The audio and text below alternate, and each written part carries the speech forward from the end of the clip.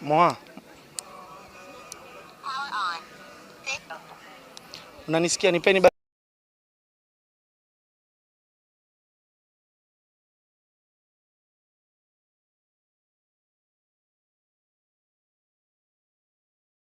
Assalamu alaikum warahmatullahi wabarakatuh. Karibu katika usiku wa dhifa katika eneo hili la Praidini, kaunti ya Mombasa, ambapo ni mkutano wa 6 kwa ajili ya madaktari wa Kiislamu katika taifa hili la Kenya, na nikukaribisha kwa moyo mkunjufu, ambapo tutakuletea makala, tutakuletea yote yatakayojiri katika ufuko huu wa bahari Hindi kutoka katika kaunti ya Mombasa katika usiku huu wa dhifa, ambapo unaungana naye na nitaungana naye kuanzia sasa kutoka wakati huu ni aliyekuwa rais wa taasisi hii ya Kammp.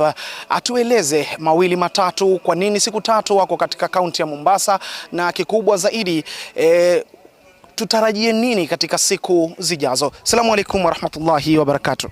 Alaikum salam warahmatullahi wabarakatuh. Pengine tuanze tu kwa majina, unaitwa nani? Na nimekutambulisha kuwa ni former ama mwenyekiti anayeondoka katika taasisi hii. Pengine tueleze tu cheo chako katika taasisi hii ya Kammp ni kipi? Naam, mimi ni Dr. Ahmed Twahir. Kazi yangu ni daktari kidney specialist ambayo ninafanya kazi Nairobi, Parklands Kidney Center na Aga Khan Hospital Nairobi. Nimejiuzulu katika hichi cheo cha President wa Kenya Association of Muslim Medical Professionals. Nilikuwa hapo mwanzo kwa miaka 2 iliyopita, ndio nilikuwa President wa Kenya Association of Muslim Medical Professionals, yani Kammp. Na tumejumuika hapa leo kusherekea siku ya 6, yani 6th Annual Kammp Conference.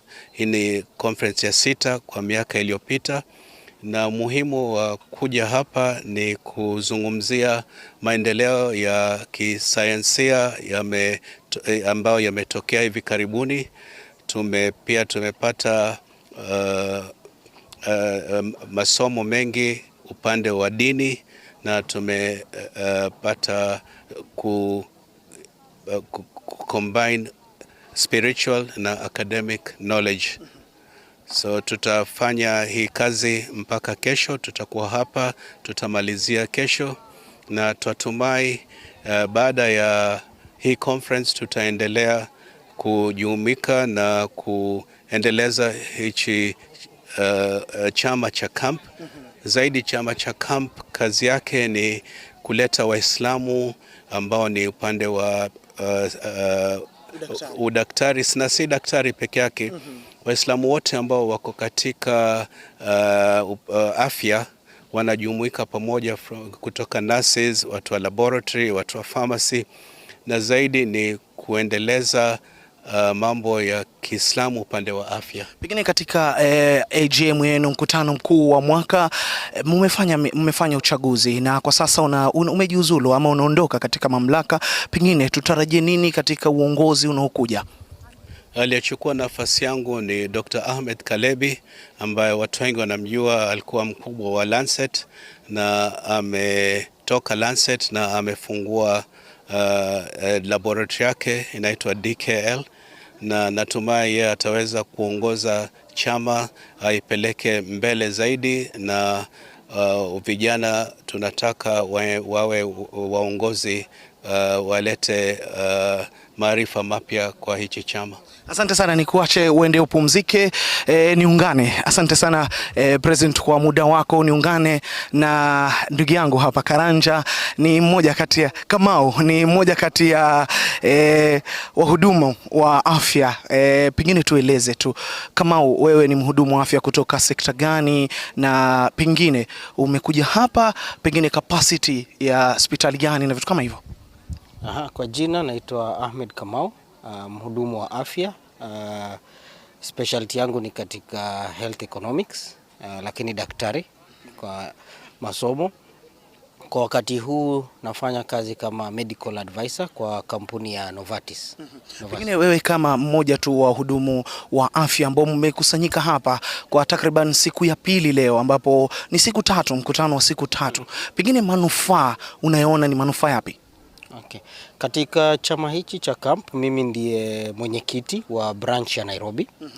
Na kwa swali lako la manufaa ni kwamba hili ndo kongamano la kipekee ambalo kwamba Waislamu wote katika sekta ya afya, wahudumu wote wa afya huja kwa mahali pamoja na tukaweza kuzungumzia matakwa ya Waislamu katika hali yao ya afya na vile ambavyo kwamba tuweza fanya kazi kwa pamoja kuimarisha afya na sekta ya afya katika nchi. Yeah. Pengine mikakati gani ambayo mmeiweka katika siku za usoni, tukizungumzia kama wewe ambaye ni mwenyekiti wa tawi la Nairobi, pengine kwa wagonjwa ama wahudumu katika kaunti ya Nairobi? Tunaona wahudumu wa afya mara kwa mara migomo kwenye serikali. Pengine wewe kama mwenyekiti, tutarajie lipi ambalo kuepusha migomo kama hii?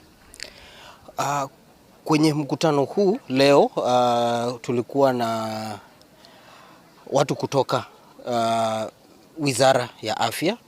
Sisi kama chama cha madaktari Waislamu ama wahudumu wa afya wa Kiislamu tutazidi kuzungumza na serikali kuwapatia taswira na tashwishi kulingana na kutoka kwa hali yetu ili tuweze kuepuka mambo ya migomo ambayo kwamba huwadhuru sana wagonjwa. Kwetu kazi ni kuhakikisha kwamba kila mara kwa wakati wote tutazidi kuhasamisha na kuzungumza na watu wa Wizara ya Afya ili kuweza inshallah kuweza kuepuka mambo ya migomo na shida zingine ambazo kwamba zinawadhuru wananchi wa Kenya. Pengine kumalizia tu, wito wako kwa wahudumu wa afya ambao mmekusanyika hapa kwa takriban siku 3 kwa sasa, ujumbe wako, wito wako ni upi? Kwamba tukitoka hapa tuendelee na kushikamana, kwa sababu katika ule kuja kwa pamoja ndipo nguvu yetu ilipo, na nguvu yetu inapozidi ndio tunaweza kusindikiza serikali na hata serikali za kaunti kupitisha sheria ambazo kwamba zitawafaidi Waislamu na Wakenya wengine wote kwa pamoja. Kwa hivyo uhusiano wangu ni tuendelee kushikana ili tufanye kazi kwa pamoja. Asante sana ndugu yangu, na uwe na jioni njema. Ndio kauli za baadhi ya viongozi ambao tumekuwa nao hapa wakiwa katika usiku huu wa dhifa, ambapo tayari katika ukumbi ama katika eneo hili la bahari ya Praidin katika kaunti ya Mombasa, gavana wa kaunti ya Lamu Mheshimiwa Issa Timami amefika. Baadhi ya viongozi ambao wanatarajiwa kuhudhuria dhifa hii ya usiku kwa ajili ya kuendeleza mikakati na namna gani kuikuza taasisi hii ama chama cha madaktari ama chama cha wahudumu wa afya wa Kiislamu. Kutoka hapa katika eneo hili la kaunti ya Mombasa, ni kurudishe studioni kule ambapo huendelee kuenjoy, kuburudika na kujivinjari zaidi, sisi tukipigwa na upepo wa bahari Hindi. Mimi sina la ziada isipokuwa tu kukwambia karibu sana, tuendelee kuenjoy kupitia Alhaajar TV.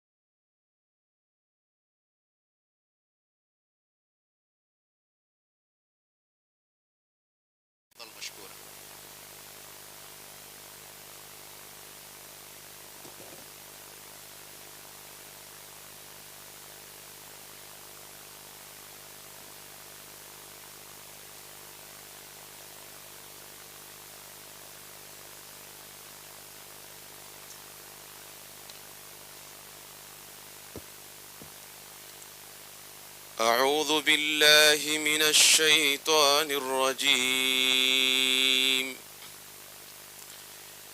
إن في خلق السماوات والأرض واختلاف الليل والنهار لآيات لأولي الألباب الذين يذكرون الله قياما وقعودا وعلى جنوبهم ويتفكرون في خلق السماوات والأرض ربنا ما خلقت هذا باطلا سبحانك قنا عذاب النار. ربنا إنك من تدخل النار فقد أخزيته وما للظالمين من أنصار. ربنا إننا سمعنا مناديا ينادي للإيمان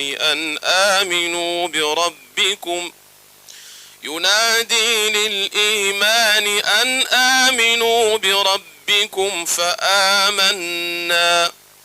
ربنا فاغفر لنا ذنوبنا وكفر عنا سيئاتنا وتوفنا مع الأبرار. ربنا وآتنا وعدتنا على رسلك ولا تخزنا يوم القيامة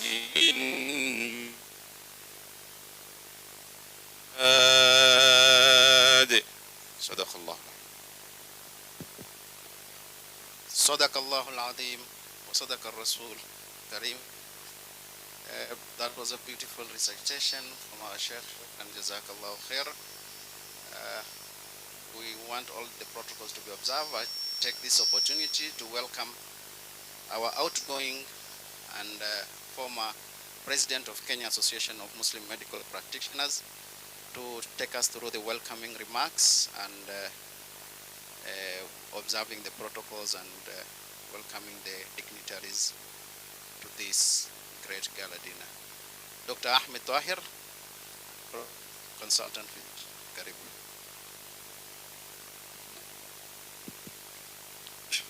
Thank you, Dr. Malim. Bismillahirrahmanirrahim. Assalamu alaikum wa rahmatullahi wa barakatuh. I want to take this opportunity to thank all of you for coming to our networking gala dinner of the 6th Kenya Association of Muslim Medical Professionals.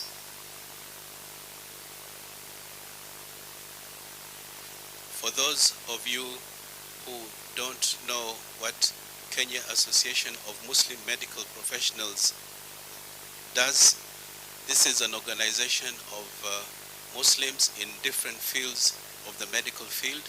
Not only is it comprised of doctors, but also it's comprised of nurses, laboratory technicians, pharmacists, and all other cadres in the medical professionals. Kenya Association of Muslim Medical Professionals' main activities are to improve the health of the community, especially the Muslim community, and to improve on the educational knowledge of its members. We have regular educational activities in terms of continuous medical education, and we also travel all over the country to providing specialized services where they are not available. Of note is that we've had two major events this year. One was in Lamu, where we did a major medical camp. We saw nearly 1,000 patients, and we did several surgeries in gynecology, in ophthalmology, in orthopedics, we saw many different patients with diabetes, hypertension, and kidney diseases. And in Mandera, we also did a similar activity, and these are some of the activities that we do. We also hold smaller camps in different parts of the country where patients who are already screened come to us, and we provide specialized services to them. Some of the activities that we do include providing financial support to medical students who are finding challenges meeting their fees, and this is done under our Al-Ilm Foundation, which is headed by Dr. Nabila. We also have a students committee whose objective is to bridge the younger medical students into this group of more seniors, and we also support them and provide talks to them. We give them counseling and other activities that the Kammp organization does is we also have projects like we're in a very important project of putting up a major hospital in the future, and along the way you'll hear from our other members what activities we have. We also, I've seen some of my friends here, and I remember some of the activities we do. We also hold talks for people going for Hajj, and we give them health tips on how to survive during Hajj. So I don't want to take too much time to welcome you all, but I just want to recognize some of our key dignitaries. I've seen the governor from Lamu, Governor Issa Timami. Can you please stand up? Thank you, Governor Issa Timami, for attending our occasion. I'd like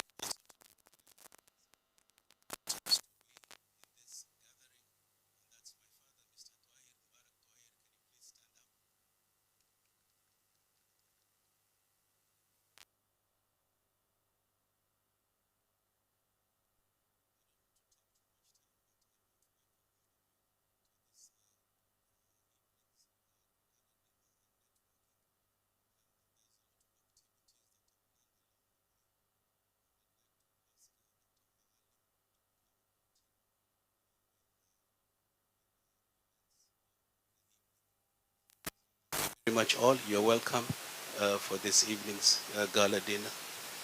Shukran, Chair, actually former Chair. We have our new president, and that is Dr. Ahmed Kalebi. Is our new president. Shukran, Dr. Ahmed Tahir, for great work we've done with you for the last 2 years and so. So the program for today is actually the major aim and the major objective of this gala dinner is a networking gala dinner.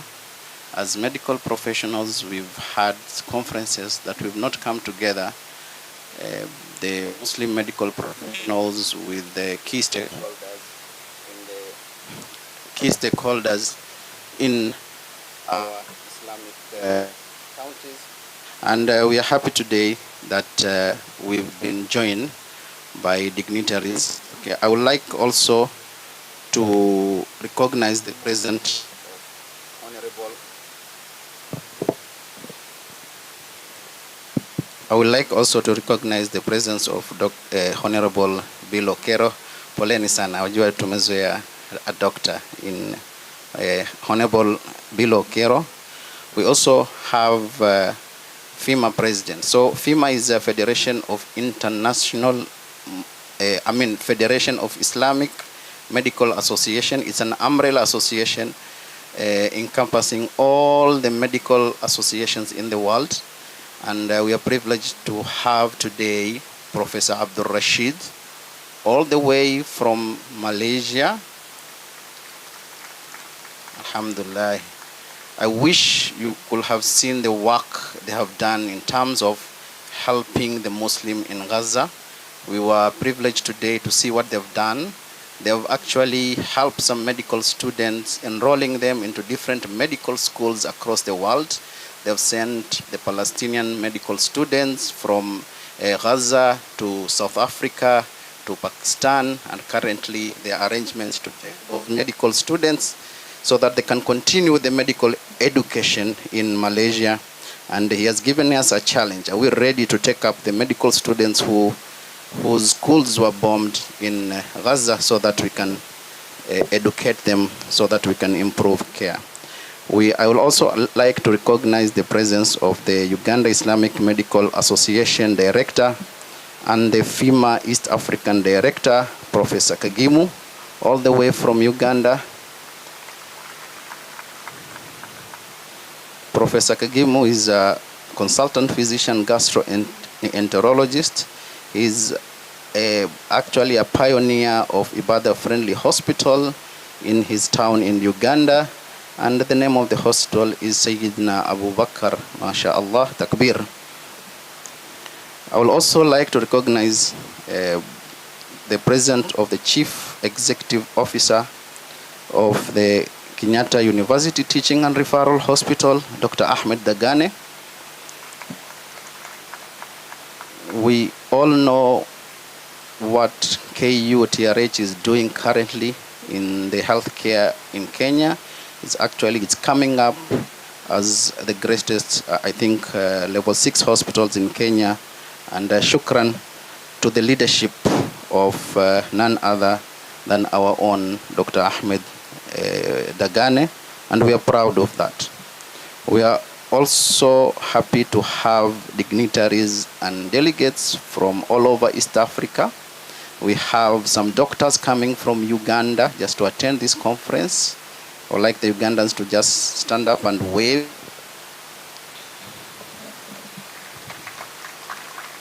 Shukran, jazakumullah khair. We have some doctors from Tanzania. Shukran, jazakallah khair. And I will also like to acknowledge the doctors who came all the way. It's important to understand this gathering.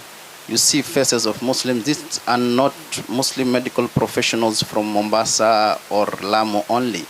We have people as far as the northeastern province. I would like to recognize and appreciate their time to come all the way from as far as Mandera, Wajir, Garissa, Isiolo to come to this conference. We like to acknowledge you. You can stand up, doctors from northeastern Mandera, Garissa, and at least we recognize you, led by none other than Dr.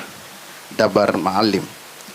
I would also like to recognize there are some doctors from Turkana, Muslim doctors from Turkana. We have Muslim doctors practicing as... We have the doctor from Turkana? Okay. We would like also to acknowledge Salim Otieno, all the way from Turkana.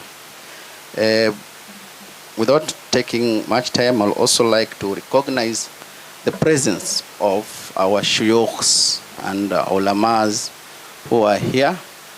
There are many of them. I will not mention much of their names. I can mention a few. I can see Dr. Yusuf Abdu, who had an excellent Quran recitation, and I can see Dr. Richard, or Mr. Richard. It's Dr. Richard, right? MashaAllah. Shukran. Jazakumullah khair. And as I've said, so today's is a day of networking. So I want us to understand what Kammp is so that we can see how we can collaborate with Kammp. At the same time, it's a day also to relax and enjoy, eat the nice food by the beach. Okay, subhanallah, it's a great thing that we've got this time just to come and network together. I would also like to give the opportunity to our new, and I think he's, how many hours old?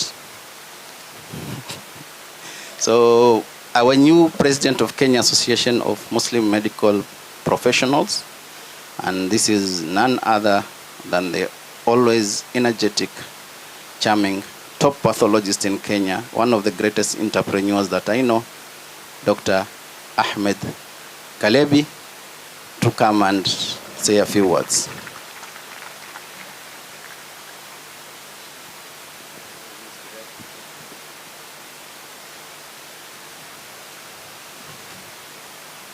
Assalamu alaikum wa rahmatullahi wa barakatuh. Actually, I asked Dr. Malim, how many minutes do I have? So he said 5, because I can speak for 2 minutes, 20, 2 hours. So I'll speak for the 5 minutes. Bismillahir Rahmanir Rahim. Rabbi shrah li sadri wa yassir li amri wa hlul 'uqdatan min lisani yafqahu qawli. First of all, I really want to congratulate the Kammp officials for organizing this very, very wonderful event. I think this is one of the best organized I've seen, with such a wide attendance. So I think let's clap for them. It's quite wonderful. I'll probably just mention a thing or two about my Kammp journey and why I'm really congratulating them for that. I got involved in Kammp courtesy of people like Dr. Ibrahim, I don't know if he's here, Professor Karama, those days, and many others. Of course, to remember the late Professor M.S. Abdallah. So Sheikh Abdul Qadir can remember those, I'll call them golden days of Kammp. And then that was around when I just became a new doctor in 2001, working in Mombasa, to 2005 before I went to South Africa for my training. When I came back, Kammp was sort of in a lull. And then I think he started trying to pick up and going down again. And I think this is a new age. It's what I call a new golden era for Kammp.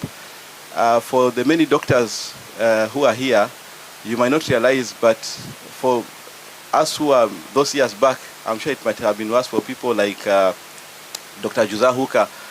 But during my year in medical school, we are only 2 Muslims in our class. Me and Dr. Shafiq Jafar, who is a Bohora, were the only 2 Muslims in our class. Today, the number of Muslim doctors or other Muslim students joining medical school are actually more than all the Muslim doctors combined when I first became a doctor. So I think that's something we have to say takbir. We have such a huge number of medical professionals, alhamdulillah, including doctors, consultants. We have a lot of other professionals in health. But what I was asking myself, I became a doctor 23 years ago, 2001.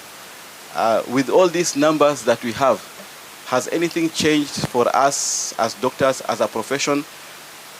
I don't think so. Has any much changed for us as other health professionals? I don't really think so. Our numbers have not really translated into a tour de force. So I'll just want to pass one message. This is not like a stamping pitch. By the way, as a disclaimer, I did not apply to become chairman. I was told it was guided democracy, which I call some form of rigging by Dr. Ahmed Twahir. But Dr. Ahmed Twahir said that he was serving his 2 years and he could have automatically extended for another 2 years, but he made a very powerful statement. He said we needed to have a transition from the older generation to the newer generation. I'm sitting right in the middle, but what I really wanted to point out to all of you guys, a lot of Muslim health professionals are doing wonderful work individually. I know of so many doctors opening clinics, hospitals all over the country, even in the remotest of places.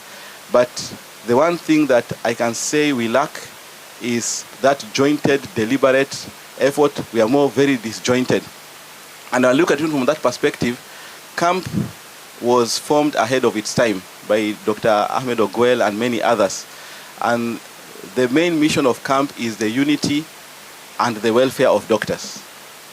And read it in the Constitution. I didn't make that up. How many people have read the Constitution? Actually, the lawyer who drafted the Constitution is actually, redrafted the Constitution is here. It was just redrafted recently. Dr. Abdi said this morning, the problem with us, we don't read. There is no ikra for us. We don't read about social health authority and then we say all sorts of things. We don't read even our own Constitution. So I think the first and foremost thing, can we go back and read our Constitution? There's a lot of it in there. But the main purpose of Kammp, and I'll end with that, is the unity and welfare of doctors. I'll start with the welfare part, because if people have good welfare, then they can get united. And you had Dr. Ahmed Twahir talking about how we are trying to help medical students and so on, but there's so much to be done. I think with the numbers that we Muslim doctors, we Muslim health professionals have, we should be doing much, much better. You heard what Dr. Zainab, the Deputy Director General, said this morning. You heard what Dr. Abdi said this morning. We are not represented on any of the high tables. We are not represented where it matters. I think we have to be deliberate about it. And I didn't want to spoil the party. We are here to eat and make merry, but just to prick your conscience and say, with the numbers that we have, we should be able to do a lot more. We have some of the top, and I'm not talking about myself, I'm talking about really, really top in their professionals, young professionals in different specialization, top of the world, but we don't make use of them. We don't recognize them. We don't recognize amongst ourselves. So I think the biggest challenge we have, and I think we are at the cusp of doing something great, is how can we look at our own welfare? How can we look at our own welfare as health professionals, and then how we be united? And when we talk about getting united, it's not really becoming friends and so on, becoming unity of purpose. And I think those are the challenges we can face, and we can surmount them.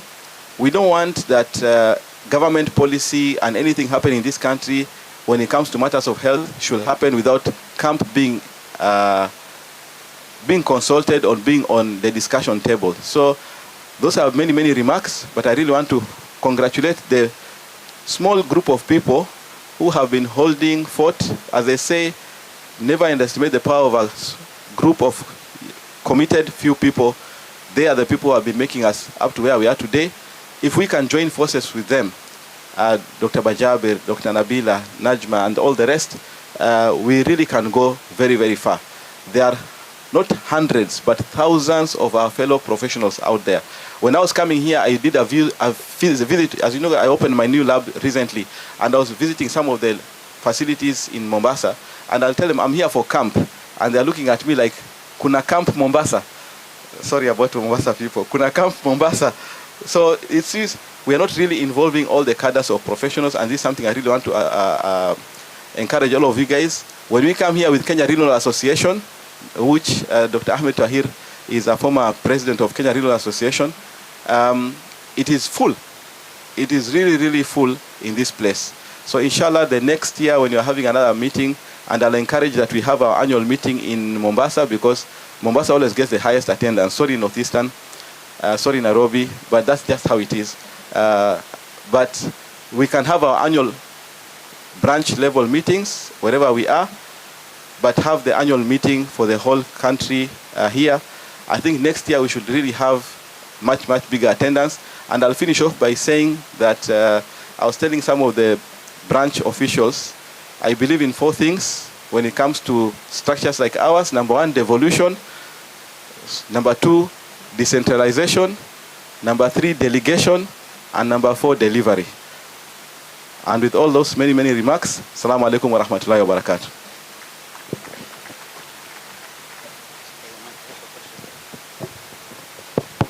Before you go, Doctor.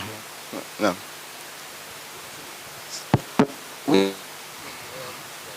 Barcelona, and why are you on this T-shirt? I didn't intend to wear this T-shirt for the gala, but we finished quite late, so I couldn't go back and change. But it's not a jersey for a football team. It's actually our uniform for the new lab. I know some of the sisters were telling me this is like the old tetracycline. And when they say tetracycline, some of the younger doctors who are there were like, what is this tetracycline? They never saw the old tetracycline. Then somebody says it looks like amoxicillin. Then somebody said it looks like serum and blood and packed cells, which are separated. Everybody says whatever they want to say, but actually it's just our logo for Dr. Kalebi Lab, DKL, is a blood drop and a crescent. So when I was trying to get up a uniform for my lab team, we thought we wanted a color that can stand out and make people remember our colors. And because I have a football team in Kenya, boys, I actually realized that when you print for the football team, they last longer. Hata ukaosha na sabuni ya panga haiparari. So I decided to print this kind of t-shirts and shirts as a uniform for our staff. so it's not really a football jersey thing. But I went to Spain recently, and everybody was greeting me with a lot of motivation and psych, only to discover that this is the color of the Catalonia, and Barcelona is there, but it had nothing to do with that. Some people told me I'm supporting Galatasaray. I don't support that. I support Gogo Boys. Shukran, Dr. Ahmed Kalevi. And we can see his entrepreneurship skills. Actually, that color is very disruptive. We'll never forget that color. And it looks like tetracycline. At this juncture, I would like to welcome my co-MC. And this is our coast chair, Kammp chair, Dr. Saleh Muhammad Shawush. For those who don't know, Dr. Saleh Muhammad Shawush is an interventional cardiologist and cardioelectrophysiologist. When he came here, he was the only one in East and Central Africa. So he was the only guy who can get you to sinus rhythm when your heart has arrhythmia. And it's have him here, MC the Gala dinner. Thank you very much, Co-MC. Assalamu alaikum wa rahmatullahi wa barakatuh. It's a privilege to be given a chance to speak, but before I start, I would like to recognize and thank Mr. Twali Mbarak for attending this occasion and taking his time all the way from the capital city. Thank you, and you'll have a few minutes to hear a word from you. Thank you.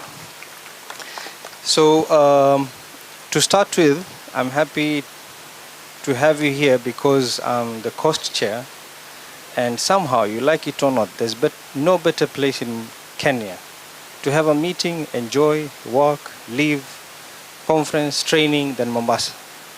So, and there's no better place in Mombasa than on the beach with a breeze in the evening with lights and local cuisine. So welcome all, welcome home.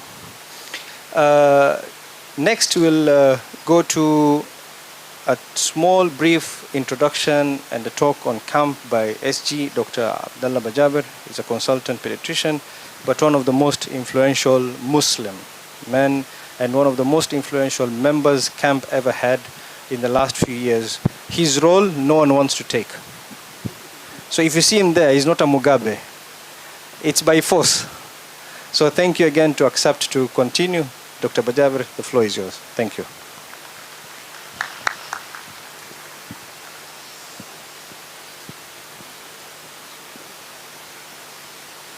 Assalamu alaikum wa rahmatullahi wa barakatuh. I think Mombasa people are a bit biased. I know we have very many sheikhs in the group, and I'd like to recognize two sheikhs. I have to fight for my people in Nairobi. Sheikh Abdul Latif and another sheikh who is a sheikh, a doctor, I don't know, a lawyer, jack of all trades, Sheikh brother Mr. Ali Khalid. Kindly stand up. I have mentioned these two people specifically because one of the things we want to discuss about or the projects, these are people who have been pushing so much about it, but let me not spoil the surprise. Inshallah we'll hear more about that.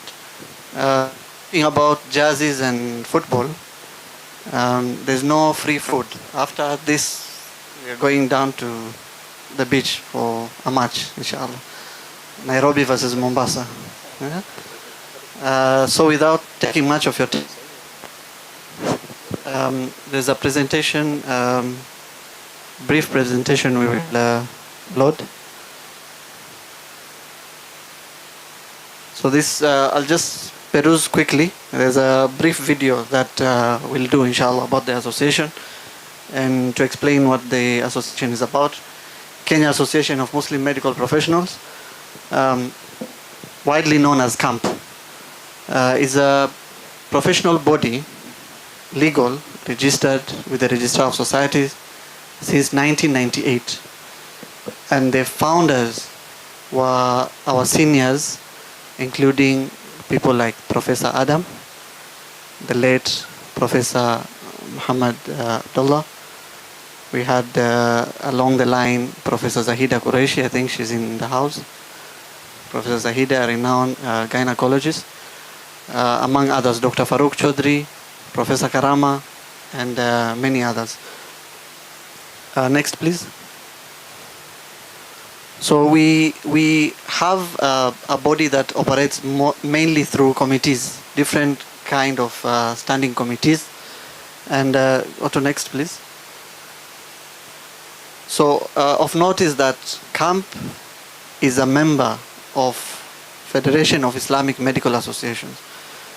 FIMA was formed, Mr. President, when was it? 1981, before most of us were born. And it includes 44 countries and 53 associations. Among these 44 countries, I think the largest percentage is from Africa, right? The highest percentage is from Africa. And Kammp, we became full members about 3 years ago. We've attended 2 or 3 council meetings. So we operate through this is our structure. We have committees, we have 3 branches so far: Coast, Nairobi and the environs, and Eastern. Northeastern is our youngest baby, just born I think 1 year ago. These are some of the officials, or rather the former, some are still present. We just finished our AGM about 1 hour ago also, and some committee members.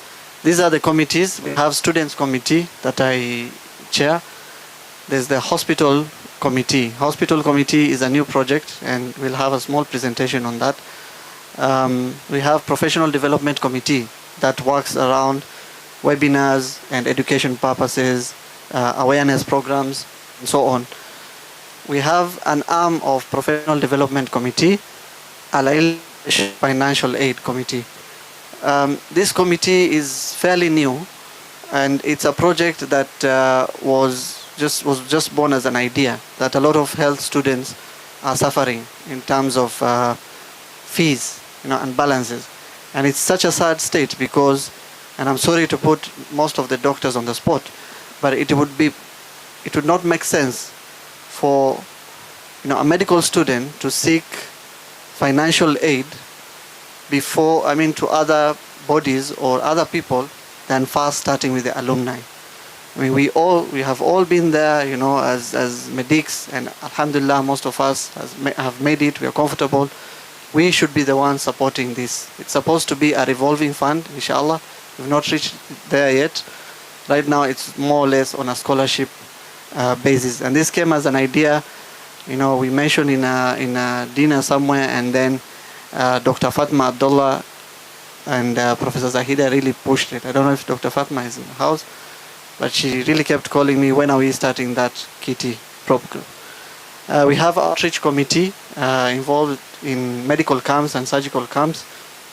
We did the first laparoscopic surgery in Dadaab refugee camp through Dr. Ali Hussein in Mombasa. We just, not very long ago, Bwana Governor can attest that we had our Lamu, very successful camp in Lamu, and alhamdulillah he hosted us for dinner in his house. Shukran for that.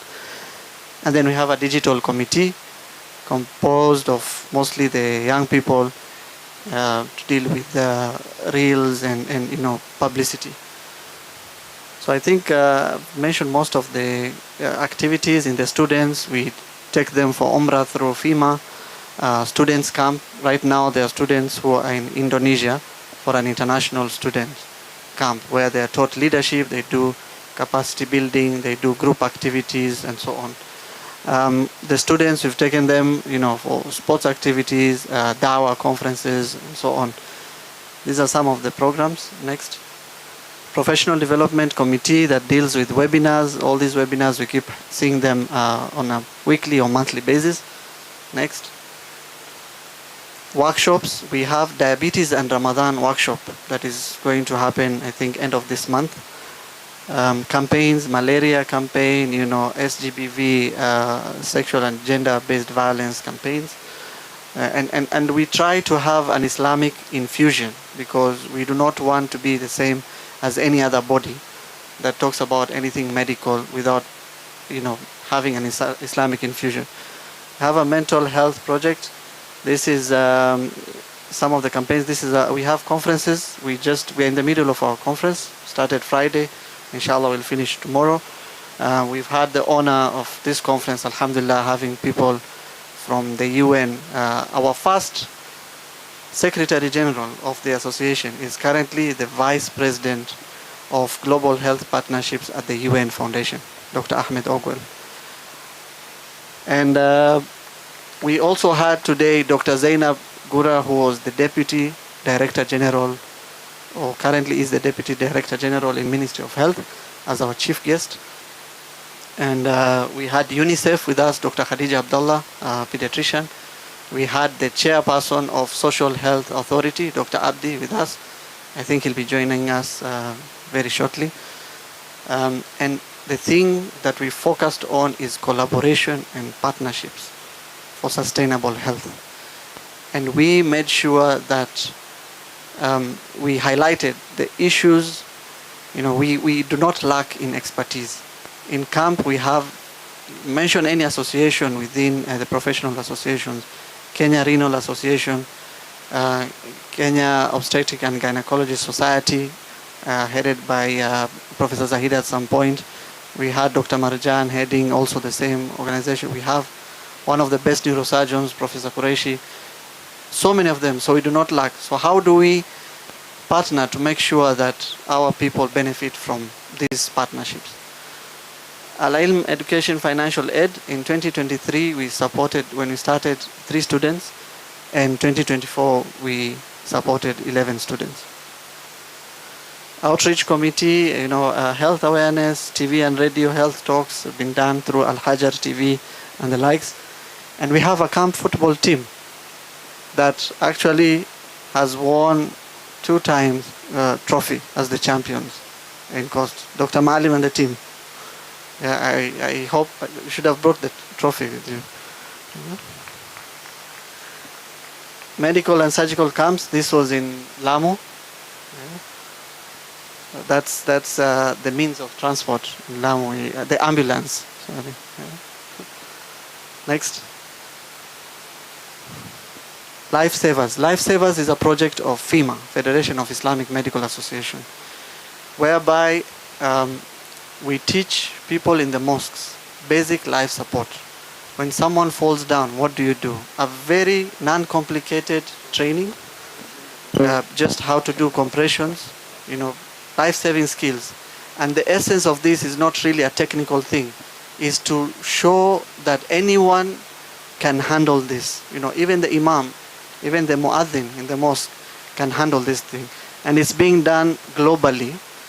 In September, end of September, this year we had over 23 countries doing on the same day, on a Saturday, the FEMA Lifesavers event. This was just a snippet. This is Jamia, and that is Adams Mosque in Nairobi. Awareness programs and other outreach programs. We have Dr. Asma there in the prison visit. We have our teams also visiting students and giving them talks and donation of sanitary pads as well. And then this is our dream, or rather some of us that we really want to see this into a reality. Ibadah Friendly Hospital Committee. We have seen it in Malaysia, Nigeria. They have Sharia compliant, not even Ibadah friendly. Ibadah friendly is a level down. So you have Sharia compliant, then you have Ibadah friendly, then you have Muslim chaplains, This all is to instill Islamic values within healthcare. And we know, all of us here, that we have challenges when it comes to hospital. I can ask you here, how many people, know about the rules and regulations of prayers while you're sick? One of the pioneers of Ibadah Friendly Hospital mentioned that they had a patient that had a chest tube, the one that drains blood. And during the rounds, he asked him, have you prayed? He said, no, how can I pray with this thing in here, So such things, that's just one example. Issues of, talqeen, with the patient there, as a Muslim, how do you handle it? How do you break the news? Ghusl things, baby born, tahniq. How do you instill dhikr, into the hospital practice? How do you ensure dignity that, a lady wants to be seen by a lady? This is how we operate our hospital. And this is one of our dreams, and we'll have a short presentation on that, inshallah. Next. Collaborations. That is why we are here mainly.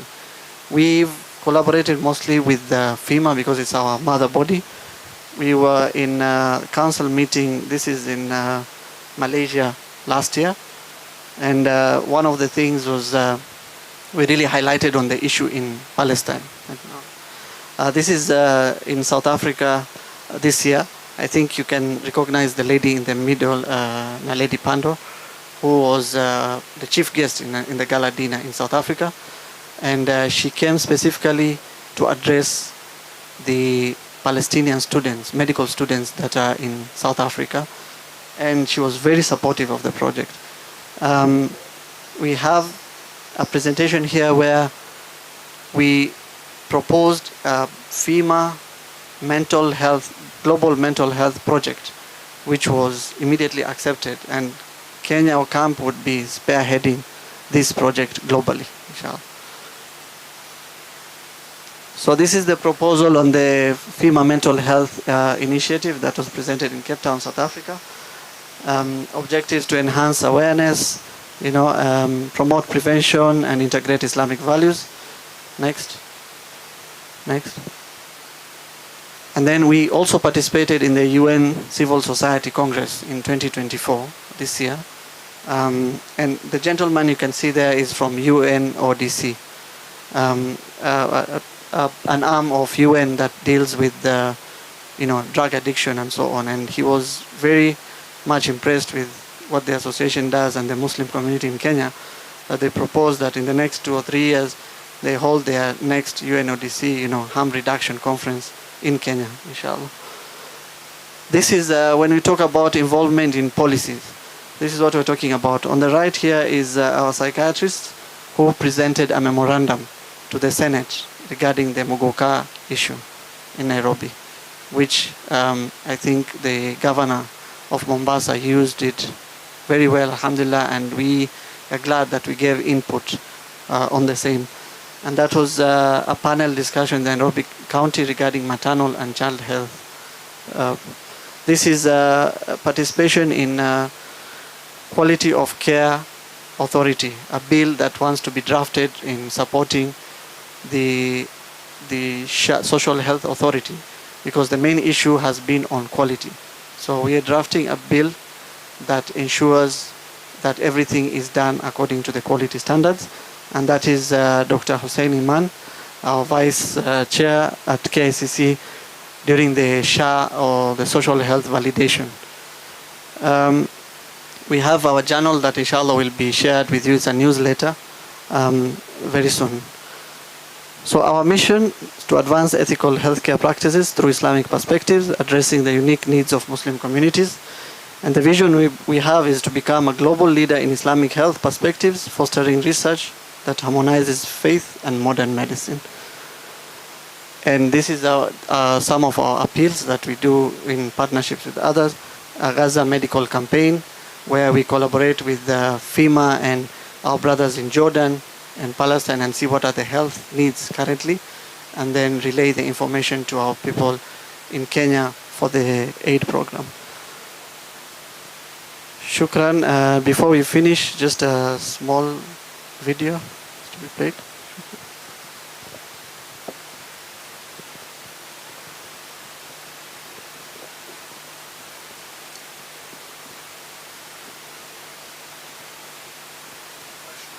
Has been a beacon of hope, a symbol of excellence, and of course a positive change within our nation.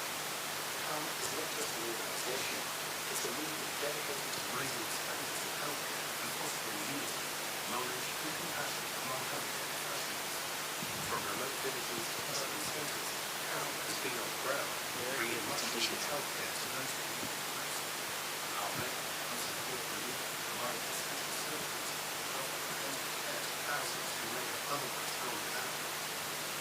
annual scientific conferences, workshops, and continuous education programs, we are equipping our members with the latest advancements in medical science.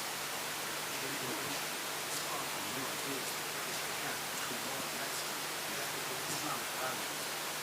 Our commitment to partnerships is driven to work alongside institutions, local leaders, and international organizations. Together, we aim to create sustainable health solutions, expanding access to quality care for communities across the world. Kammp is also building the future of healthcare by empowering young professionals and inspiring them to become compassionate, skilled, and ethical leaders. Our leadership programs have shaped and fostered a new generation of healthcare professionals committed to making a difference. As we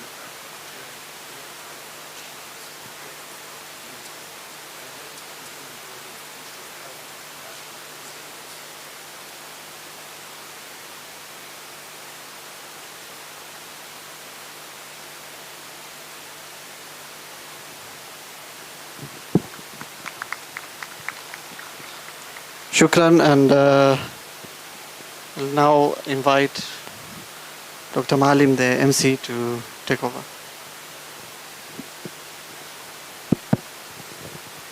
Shukran, Jazakumullah khair.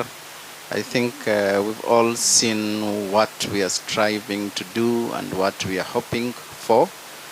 And one of the reasons why we had this is actually to introduce some of our projects, and the Ibadah-friendly hospital is our dream, and through you, that includes the stakeholders in the government, those in policy making, and of course our shuyukhs and doctors, to help us realize this dream, inshallah. And at this moment I will also like to recognize the presence of the Shah Chair, Dr. Abdi Muhammad. He's the man of the moment. I know some of you might have a lot of questions, but at this dinner we're actually networking. If you have any questions for him, should be just congratulatory message.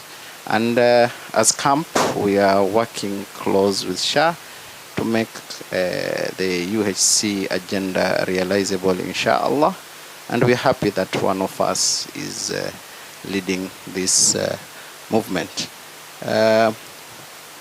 We are having a presentation about the hospital. Should be up and running.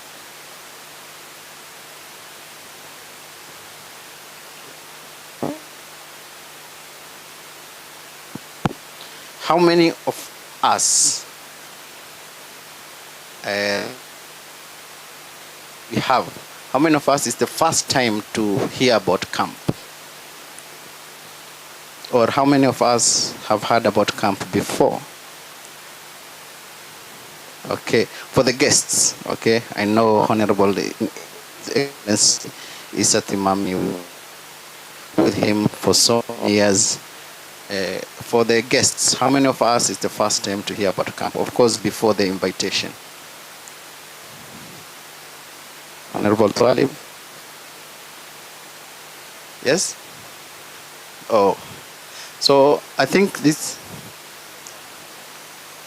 okay. So the major purpose is to introduce Kammp to those who don't know Kammp and try to foster more collaborations. At this moment, I would like to welcome Dr. Asma and Dr. Nasser Shaksi to take us through the dream of an Ibadah-friendly hospital, what they have done, and what they strive to achieve. Allah. Welcome, Dr. Asma.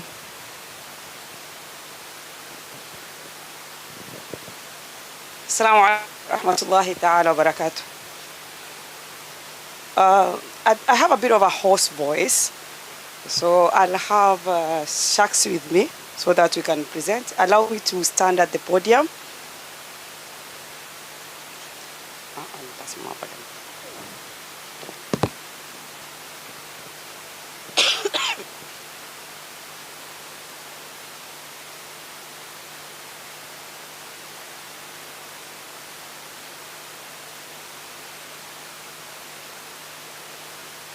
So I think this is a dream for most of us, especially when you are sick. What you want is to feel you are still spiritually addressed.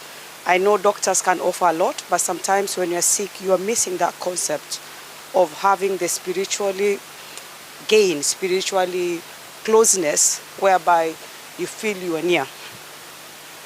So it's a vision, and I know we share. I'm happy to see some of the team that we've been collaborating with in this discussion to look at having a Kammp level 6 hospital, level 6B hospital, that will address each and every need that is needed where health system is concerned.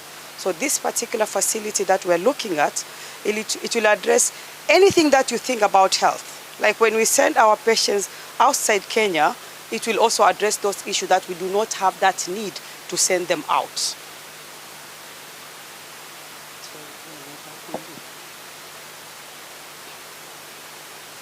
So if I may introduce, so the Kammp Hospital project aims to establish a level 6B hospital, which is a premier healthcare facility designed to serve the community with excellence while aligning with Islamic values. This initiative introduced the concept of an Ibadah-friendly hospital, ensuring that the healthcare delivery is compassionate, culturally sensitive, and conducive to worship and spiritual well-being when you are sick.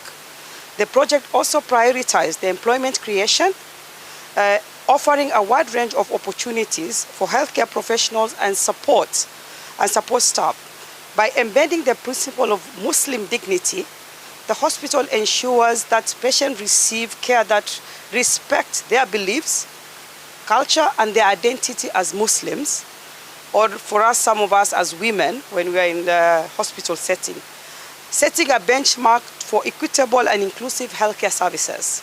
The groundbreaking venture of Kammp seeks to redefine healthcare standard while fostering community development and empowerment. So we are looking at a hospital that first will offer cutting-edge medical technology, diagnostic and therapeutic facilities, specialized outpatient cares, renal, cardiology, all manner of cancer-related conditions, inpatient, surgical procedure, maternal and child health, including congenital anomalies that our babies have, and all emergency and disasters response. With focus on holistic well-being, the hospital integrates physical, mental, and spiritual, ensuring culturally and spiritually sensitive care, including Ibadah-friendly services for Muslim patients. Additionally, the facility serves as a center of medical research, training, and community outreach, aiming to set a new benchmark in excellence for healthcare delivery, where we are able to train our Muslim brothers and sisters. And I'm not saying we're only going to train Muslims, so we are still going to open it for everyone. But at least in our training, we can bring the concept of we can actually bring the concept of health where Islam is concerned. We can bring the concept of how, and I know for the Muslim sisters, when you are in the hospital, you can imagine a male doctor coming in and your hijab is not intact. So all these concepts, we want to bring them in one, where we can train using the concept of the tiba, as our prophets and Islam talks about, and also have the research that can also support the Islamic concept of what we're doing, and community outreach to reach back to their communities. So that's the schematic that we're looking at. And this facility will have different levels. So we're looking at a facility that will offer all the specialties that are existing in health, including that we are able to train our nurses, our assistants, and all other health cadres that are existing. And then we're looking at a research lab that we are able to do our research. Even the social behavioral changes that are geared toward Islamic culture and Islamic orientation, so that we are able to come out with evidence base that this is what should happen and this is what we need to do. So we have in this level first floor, second floor, and third floor, and then we have other units or blocks existing within that schematic that shows the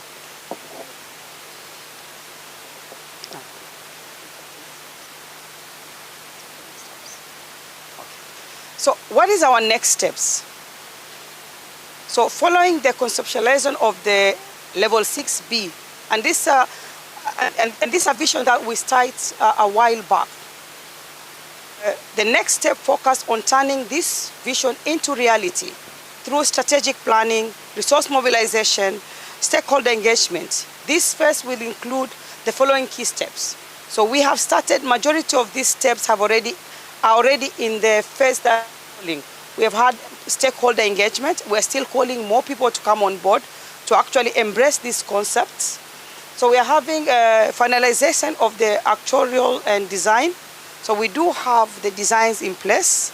And then resource mobilization and partnership. So we are calling upon all like partners and stakeholders to come on board to ensure this happens. Regulatory approval and compliance, capacity building and recruitment, community engagement and awareness. We need to bring that.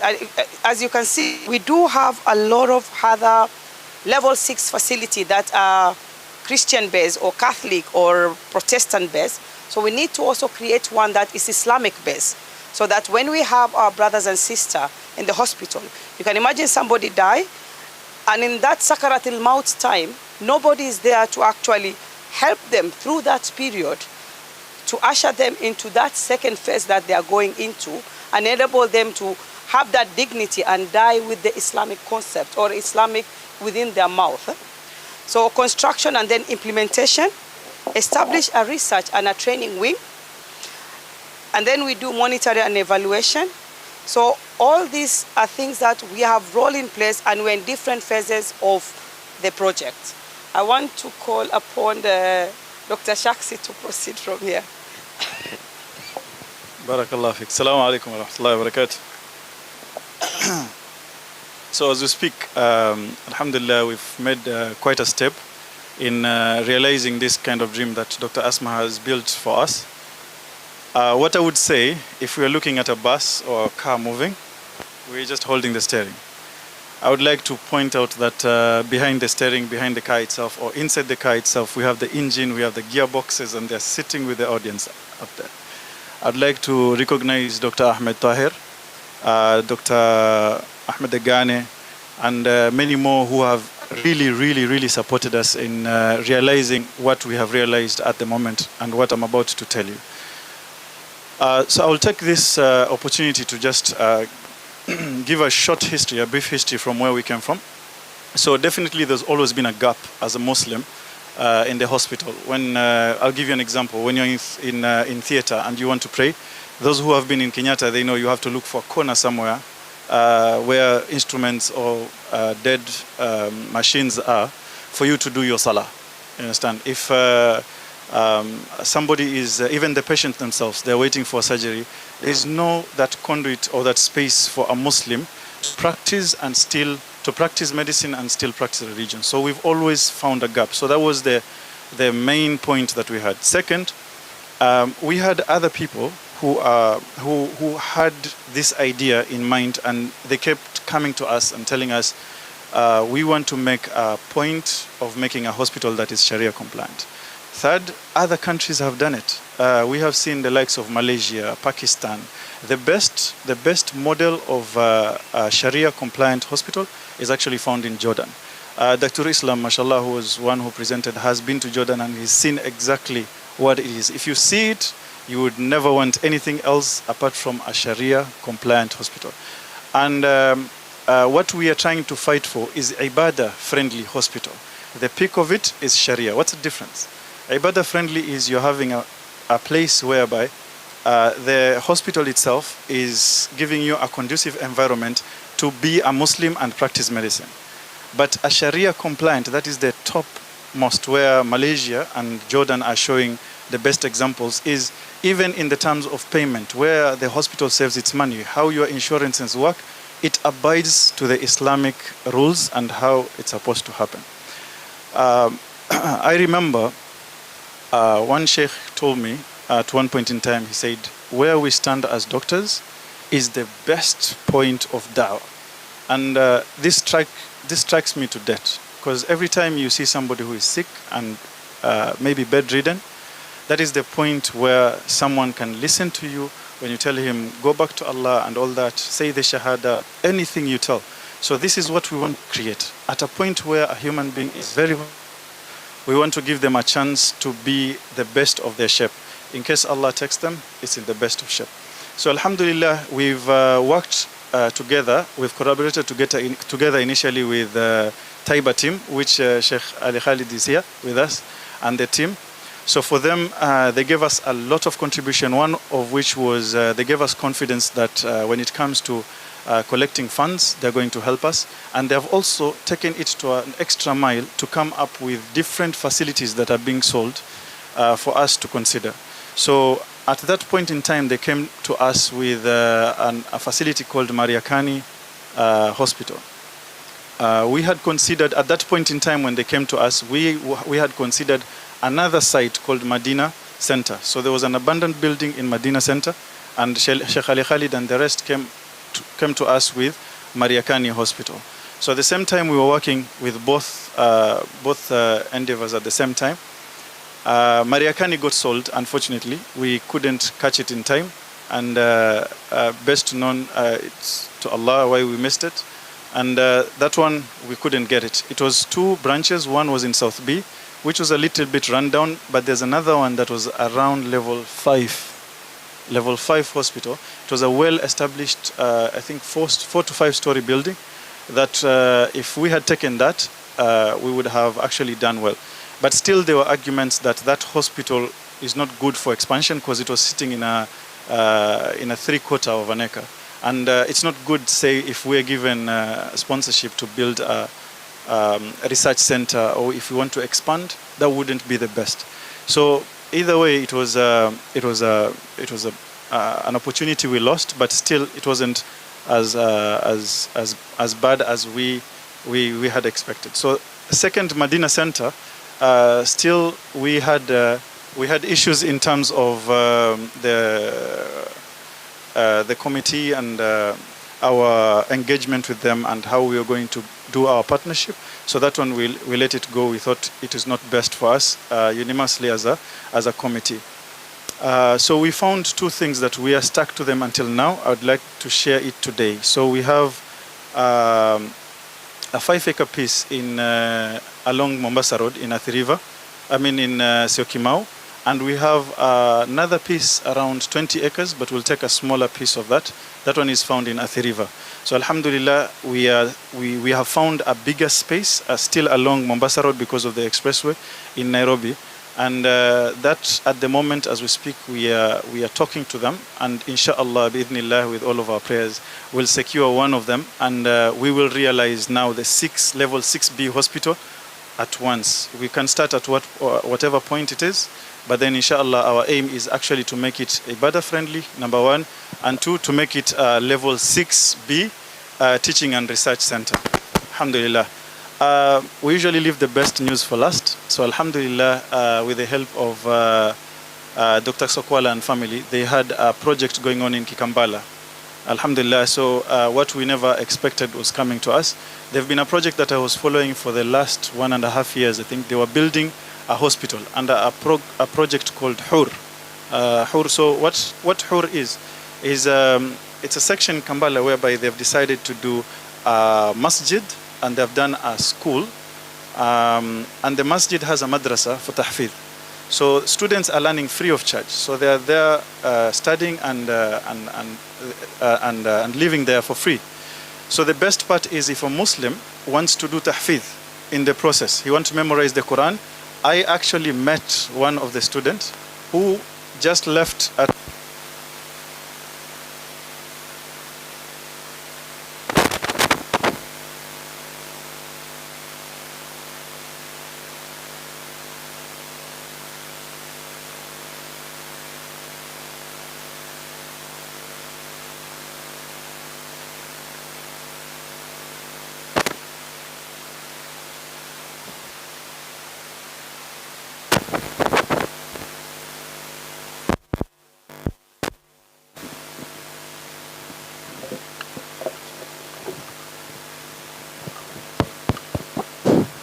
Thank you.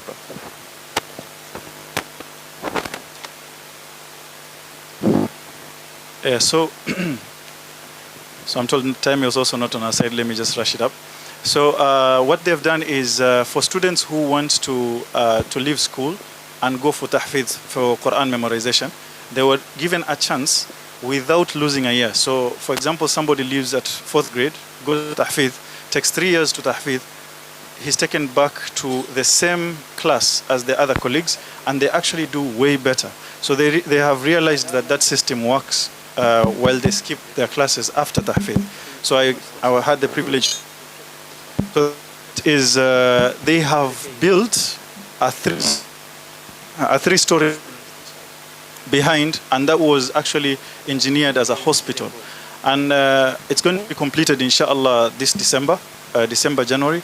And it will be handed over officially as the first Ibadah-friendly hospital for us to acquire as from January, inshallah, next year. Fully built and fully equipped, inshallah. Inshallah, by next year, we'll be talking about how far we've gone with that. And inshallah, we'll give you an update on what will be happening in Syokimau and what we are doing for Nairobi. But inshallah, for Mombasa, North Coast and South Coast, that is our first Ibadah-friendly model that we are very excited to tell everyone that we have made it this far. Barakumullah khairan. Thank you for your time. Wa jazakumullah khairan. So I think we want to call upon like-minded people to come forward, because one of the 3 things that we need to establish is to have that Ibadah-friendly services that we offer, and also to create job opportunity for all our brothers and sisters that are finishing, and provide dignity to our brothers and sisters when they are sick or at their vulnerable points. Shukran.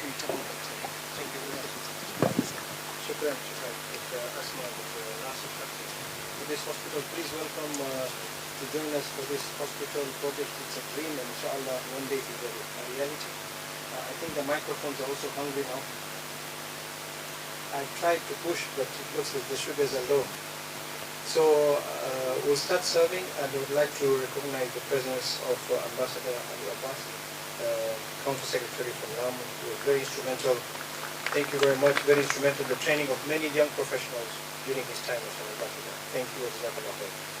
Just to make an announcement, because as I said, the microphones are hungry, not the people.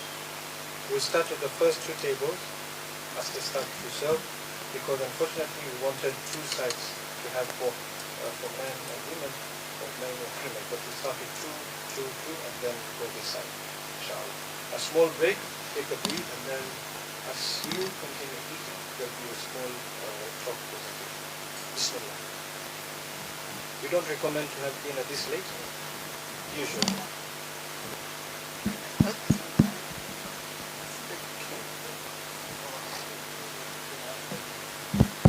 So, Shaush, what's your advice on the menu? Should everyone eat whatever they see, or you have a diet for today? Do you have a diet for today? I'm not in clinic, so please have all non-cardiac diet today. So the cardiologist has said you serve yourself for today, and then we'll do some few jogging and exercises to burn the calories.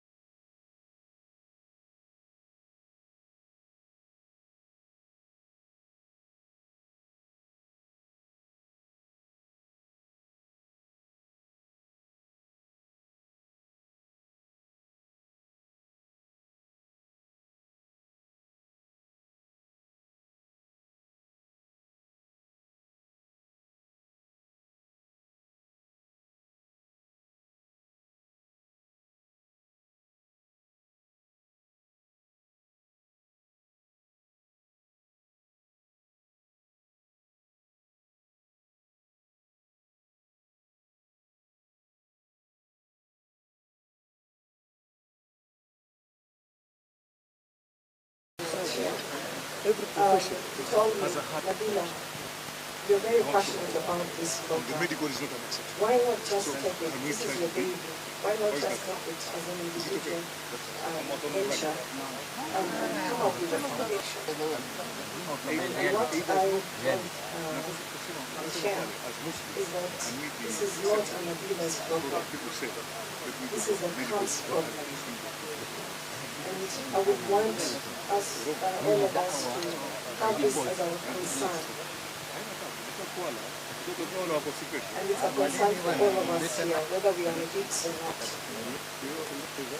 So I got to know about it in 2018, and that's when I realized that we're having a big problem when it comes to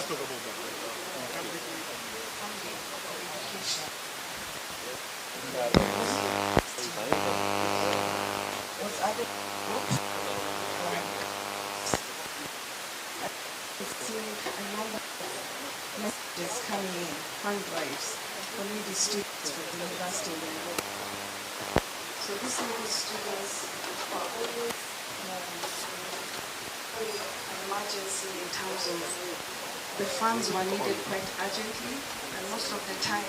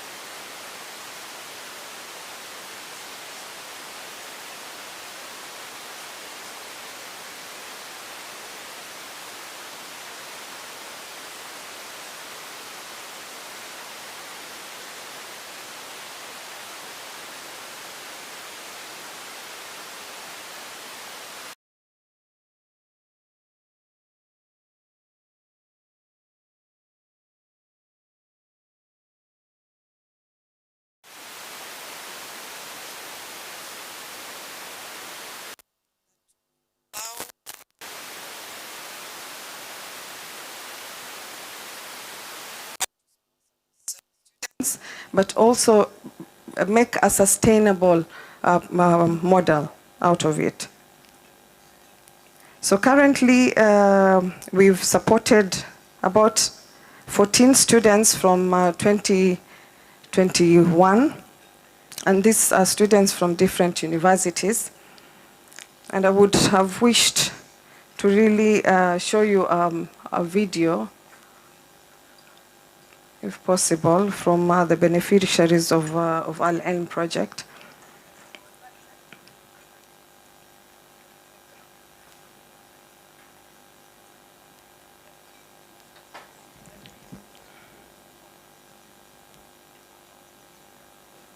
So Al-Ilm has three models, and currently the active one is the sponsorship model, that we just pay the students and they don't pay back. But our main aim and main goal of this project is to have a soft loan model, whereby now the funds will be revolving.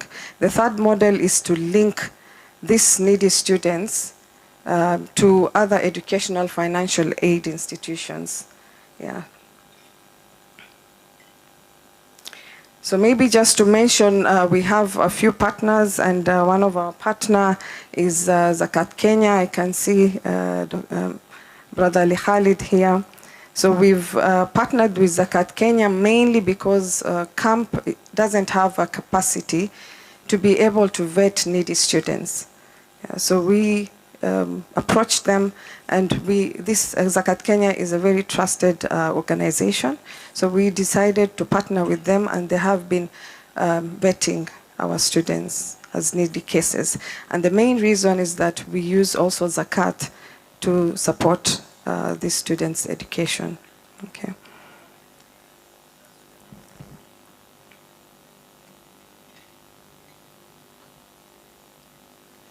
Yeah, they will play later. Okay.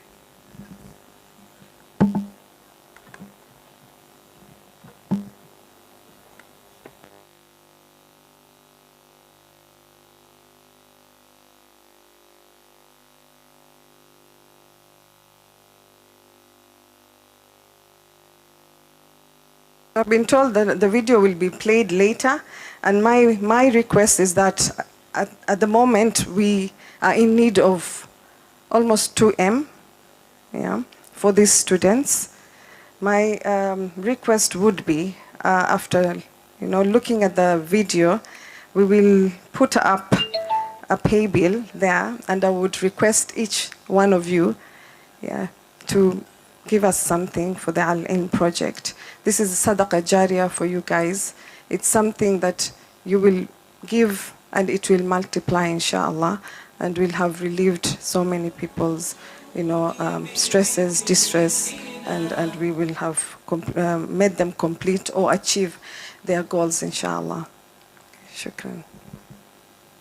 Maybe the other wish is that, of course, to attain our first goal of starting Al-Ilm project is to get an educational financial institution that will help us manage the funds. So currently, Kammp doesn't have that capacity.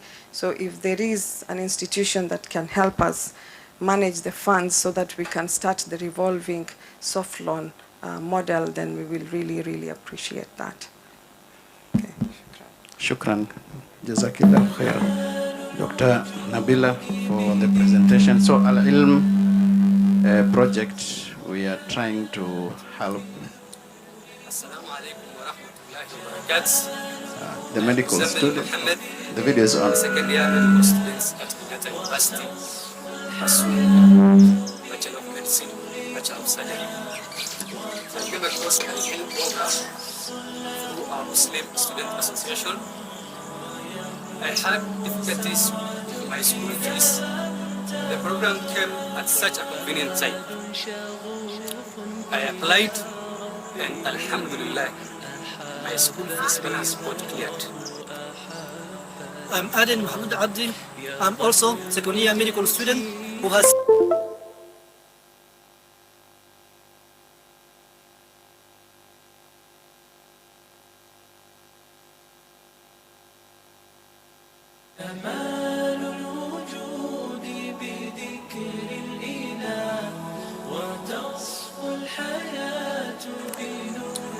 Assalamu alaikum wa rahmatullahi wa barakatuh.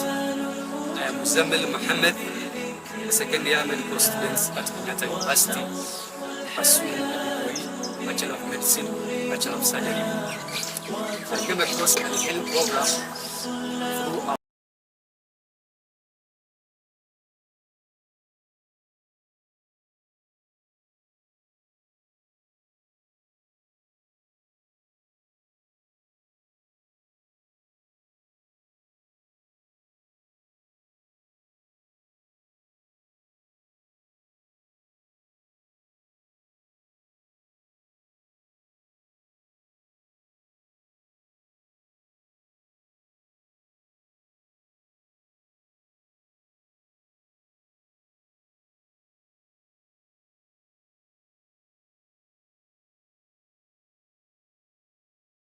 عليه وسلم من نفس عن مؤمن قربة من قرب الدنيا نفس الله عنه قربة من قرب الآخرة سعيد مسلم. This program works and we are living testimonies of that. Please support Al-Ilm program so that the needy Muslim student get to continue with their education. Thank you so much, Al-Ilm.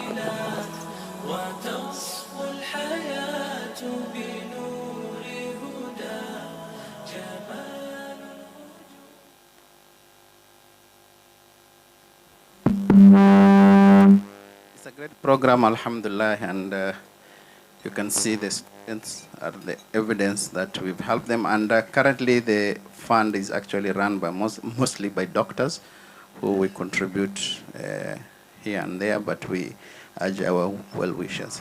I would like to invite some of the dignitaries just to say Assalamu alaikum to us. Some of them have traveled all the way to attend this gala dinner, and I think it's worth and a privilege to have them here. And we'll start with none other than Twalib Mubarak, who we all know. We've seen him so much, and he's the CEO of Anti-Corruption Commission, but he's not here to arrest anyone. He's here to advise us, okay, on professionalism and, of course, ethics. So we'll give you a few minutes, inshallah, to advise us, inshallah. Karibu. And is there anyone here you need to take to court tomorrow because of corruption? Assalamu alaikum wa rahmatullahi wa barakatuh. I think I've been ambushed that I was given good meal, then I'm told to address the gathering. I'll just take about 10 minutes, and my focus will be on ethics and integrity in terms of professionals. And when I talk about professionals here, I'm talking about people like who are here, the medical guys. I'm talking about lawyers, surveyors, quantity surveyor. I saw Mandir here. We have engineers, architects. And where I sit, I see a lot of things. And the biggest worry that I have, even though I'm going very soon, is that this country, if it is not going to streamline integrity in its education sector, Kenya may lose that status internationally of being seen that it has a credible education system. We are heading there. And the example I give many people is that in 1991, I was deployed in Western Sahara, Morocco. As a military observer, I was a young captain then. And that time, with a Kenyan passport, when I was in Morocco, I could take a holiday and go to Portugal, I'll go to Spain, I'll go to Canary Islands, I'll go to Gibraltar without a visa, because the Kenyan passport was honored as a very good passport. We lost that status as a result of corruption and lack of integrity. Today, you never know. You may be having a doctor who is a quack. It can happen. We have seen senior people only to realize their first degree or the second degree is fake.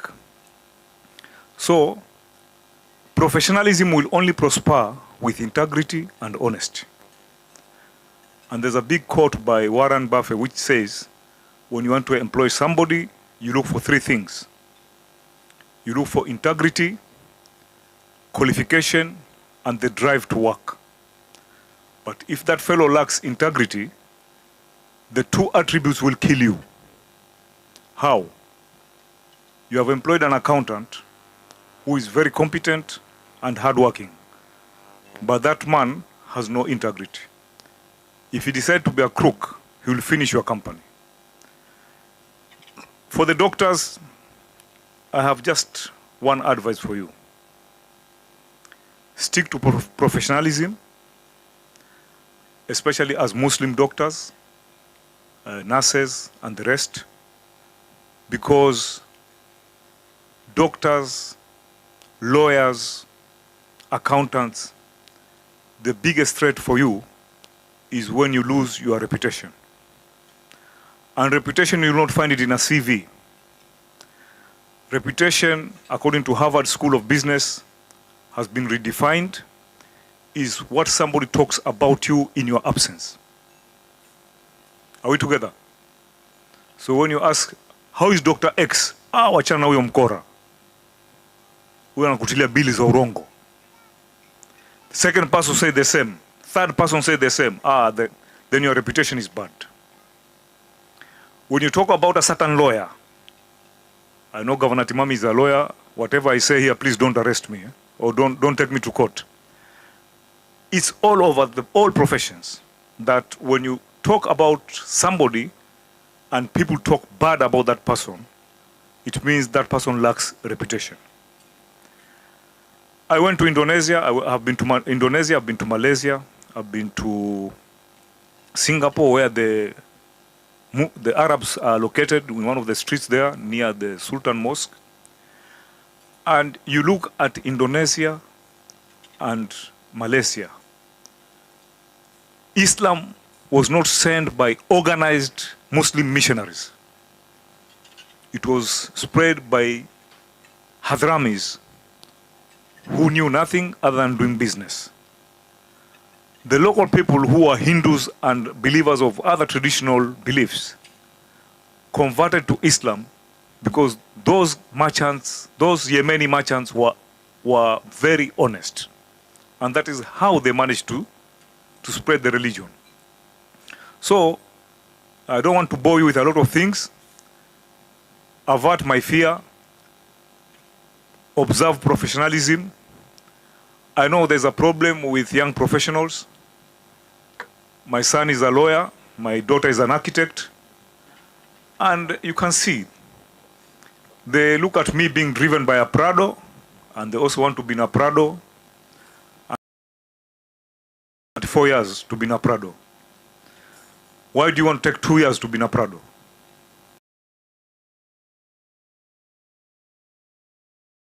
Lawyer, he started from the scratch.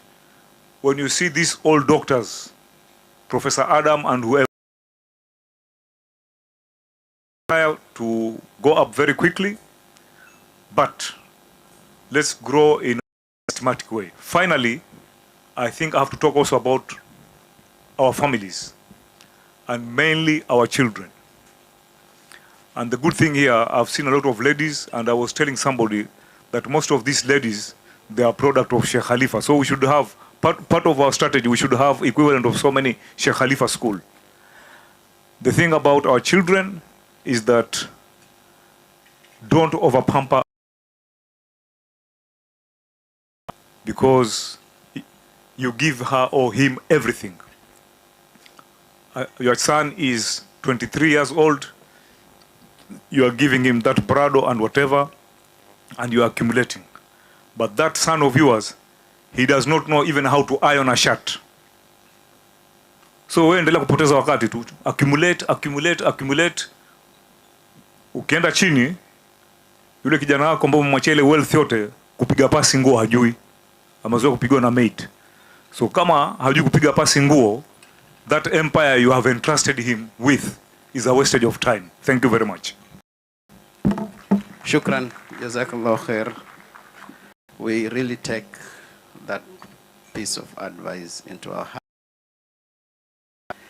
Most of our doctors, Muslim doctors, have integrity, and we like to keep it at that. Shukran for that. I would like also to invite our Honorable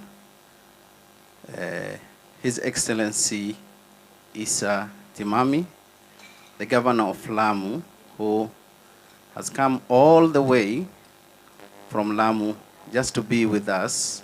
Can we have a round of applause for him? Thank you very much.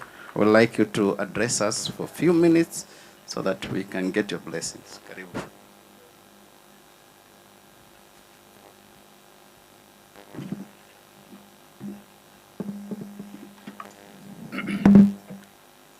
Assalamu alaikum wa rahmatullahi wa barakatuh.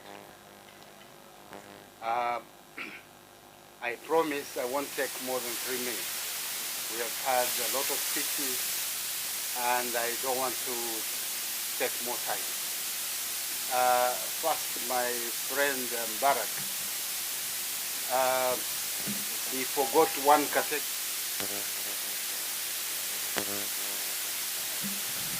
I think the worst of the lot.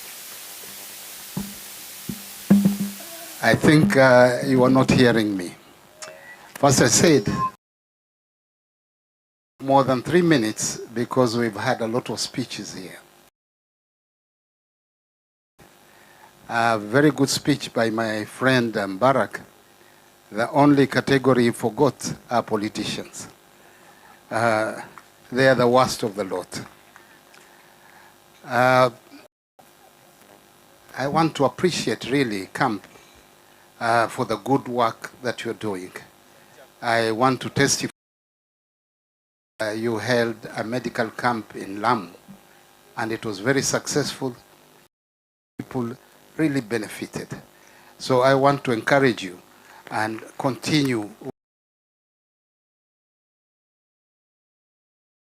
I was telling the good doctor here that if you want really to build a big Ibadah hospital, I'm prepared to give you 200 acres in Lamu and you come and develop not only a hospital but also a teaching institution. But otherwise, I want to wish Kammp all the success and to assure you that we will stand with you. Thank you very much and enjoy the rest of the dinner. Thank you very much, Governor, His Excellency Isa Timami, who has been instrumental, and we've been working close with the government of Lamu, and we've made so much success in terms of the medical camp. Thank you. Shukran. Jazakallah khair. Next, I would like to welcome a representative of our sponsors.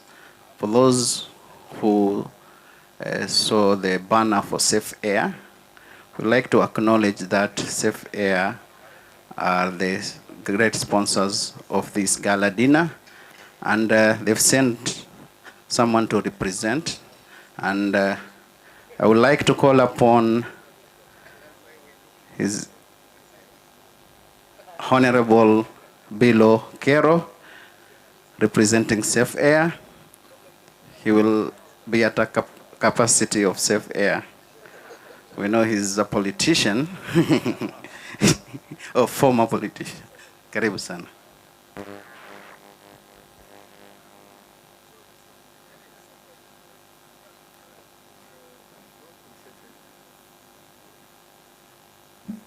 بسم الله الحمد لله رب العالمين والصلاة والسلام على رسول الله صلى الله عليه وسلم. السلام عليكم. Let me start by introducing myself. My name is Bilo Kero. I'm not a politician now. I was once upon a time, so I'm not in the category the governor is worried about because I left that industry. after serving 10 years. So hiyo ni biashara mbaya na nimefunga hiyo duka. And I think Twalib knows I have closed that shop. So the second thing is, first, as the MC has mentioned, he mentioned that I'm representing Safe Air Company, one of your sponsors, I believe. But I'm also here in my own capacity. I was invited to come.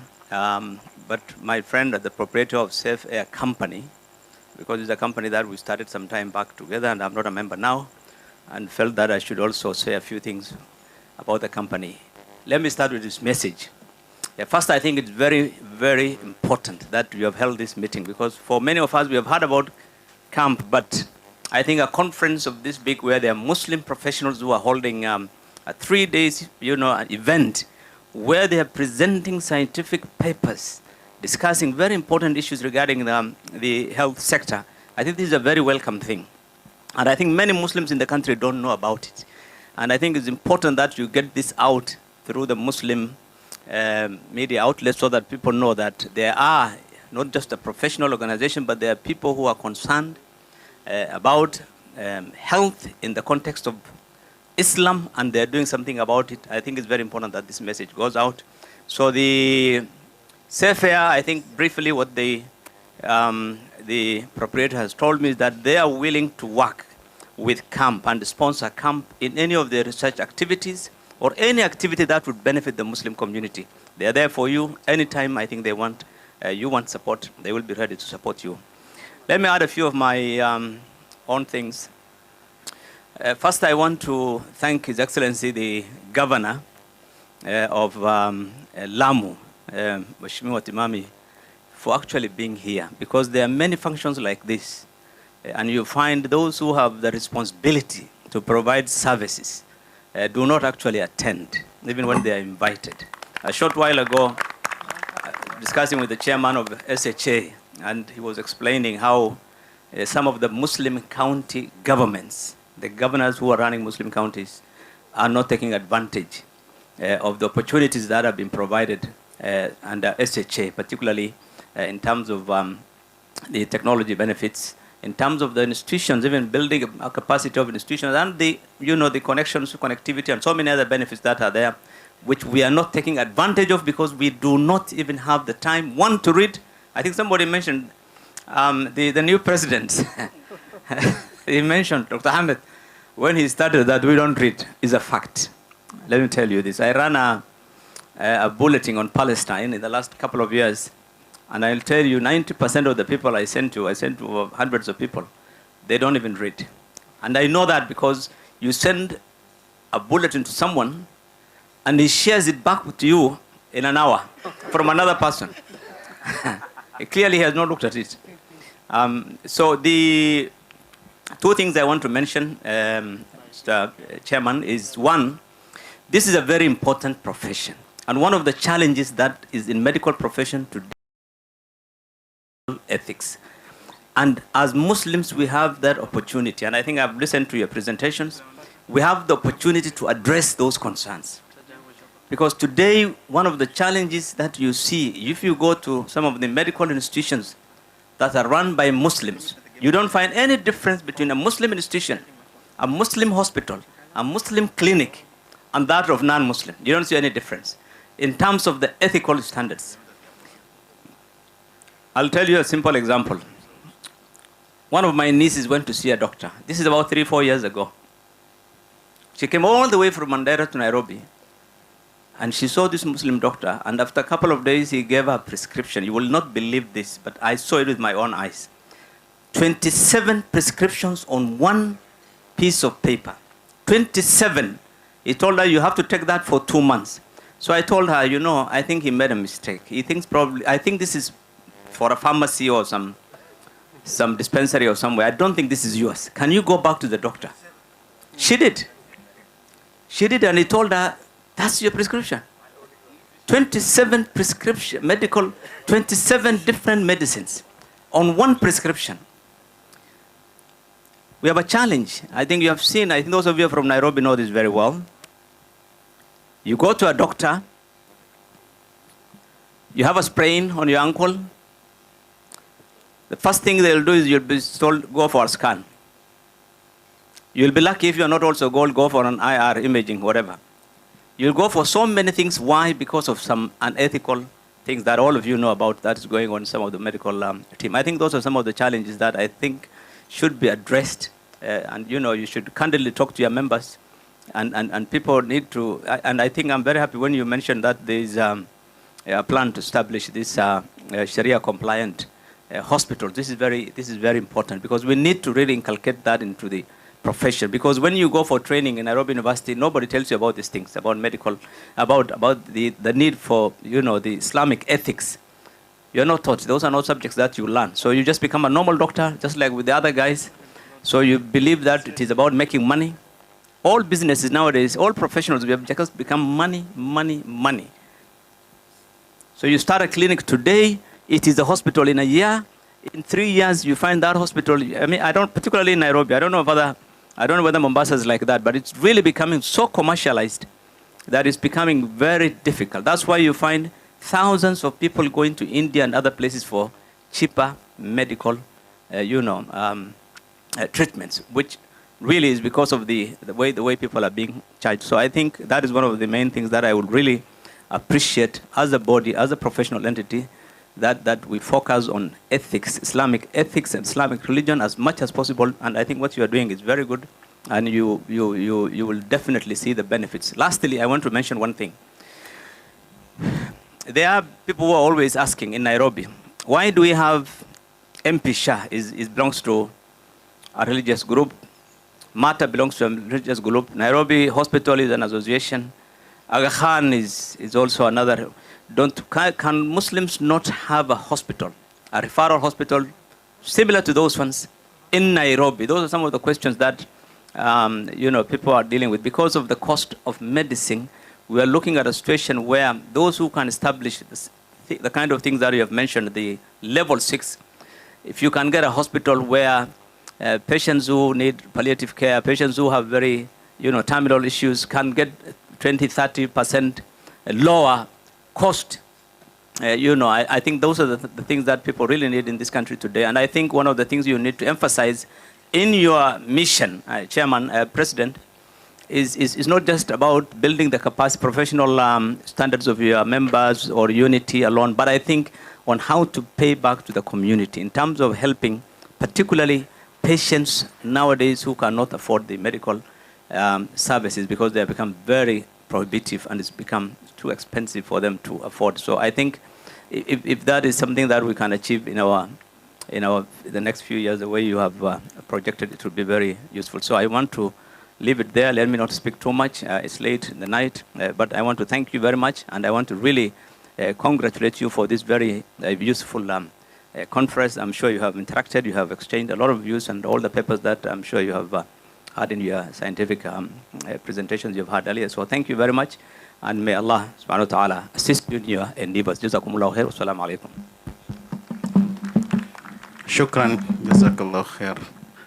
Honorable Bilo Kero. I think when you mentioned there were 27 drugs, different drugs, or the tabs were for 27 days, taking once a day. No. You had me clearly. Okay. So the senior most doctor here is Dr. Ahmed Twahir.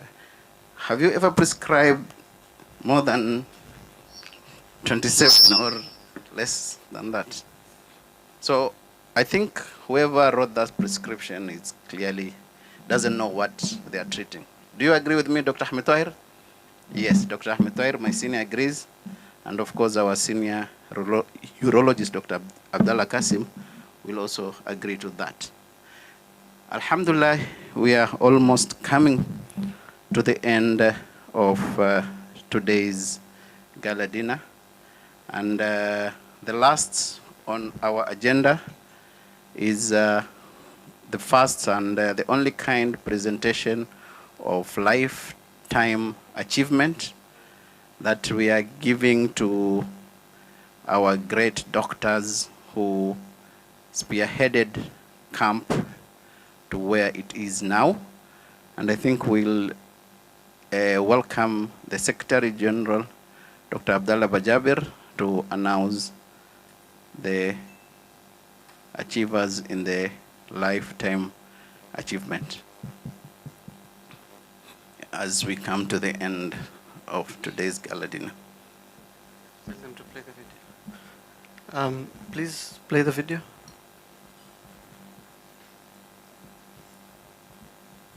In every great organization, there are those who lead the way, pioneers whose vision, sacrifice, and dedication lay the foundation for what we are today.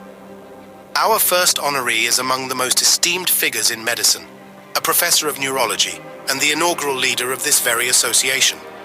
His life's work has bridged the worlds of Islam and science, illuminating their harmony through lectures and publications that have inspired countless medical professionals. As a teacher and mentor, he has shaped the careers of many, and his unwavering commitment has established P as a steadfast institution within our nation.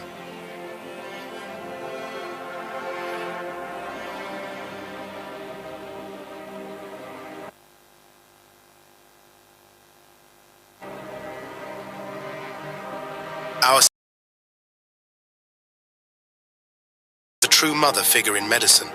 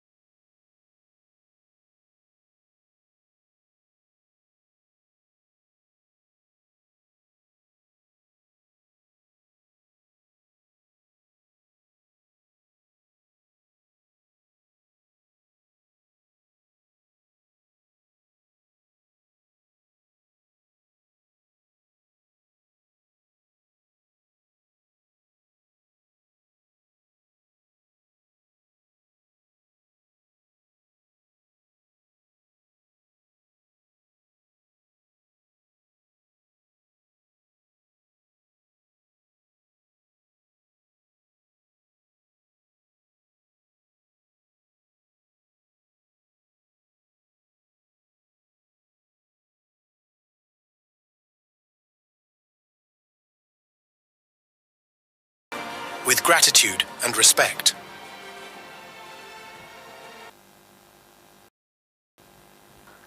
So this was more or less a highlight of our activity. We would not have been where we are right now if it was not for people mentioned.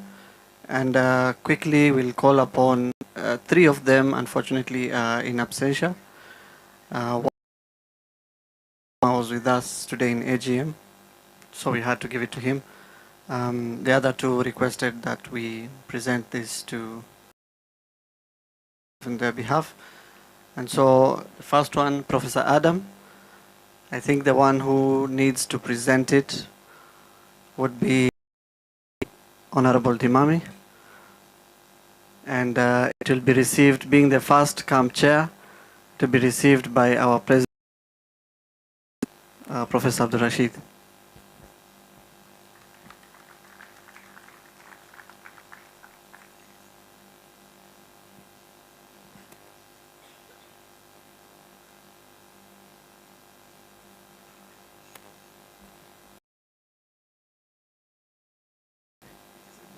Just receiving his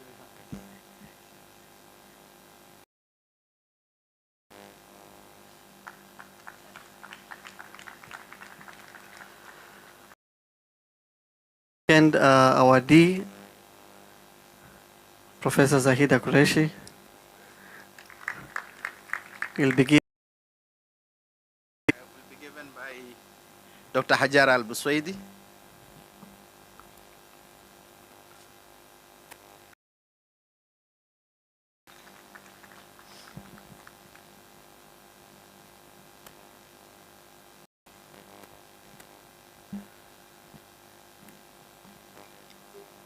The third one for Professor Karam is not there. The last that is left is will be received. He instructed that it be received by Abu Bakr Bajaber, one of his, and it be given by Honorable Bilokero.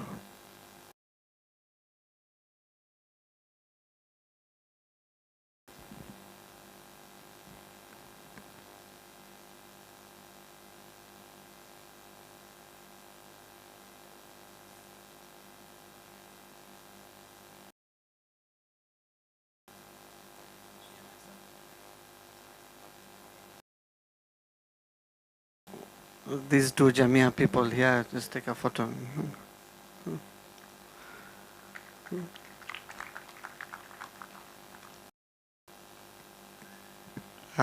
We really would like to thank you for being here, taking your time. I know it's not easy. We had a lot to cover, but there's a lot that has been done, and we needed you to know and ask for your support wherever you can. And we'll collaborate more, inshallah. And so we come to an end, and we'd like to call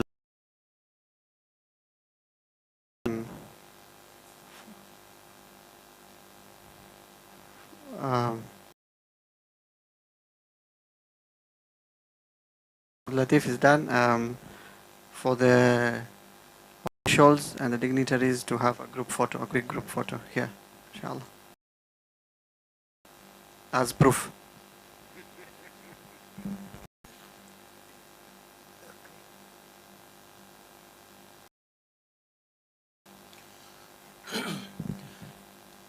أعوذ بالله من الشيطان الرجيم بسم الله الرحمن الرحيم الحمد لله رب العالمين الصلاة والسلام على أشرف الأنبياء والمرسلين وعلى آله وأصحابه أجمعين اللهم اهدنا فيمن هديت وعافنا فيمن عافيت وتولنا فيمن توليت فيما أعطيت وبارك لنا فيما أعطيت وقنا شر ما قضيت فإنك تقضي ولا يقضى عليك فإنه لا يضل من وليت ولا يعز من عاديت تباركت ربنا وتعاليت إليك ونستغفرك ونتوب إليك ونستغفرك ونتوب إليك برحمتك يا أرحم الراحمين اللهم المسلمين وذل الشرك والمشركين ودمر أعداءك أعداء الدين اللهم انصر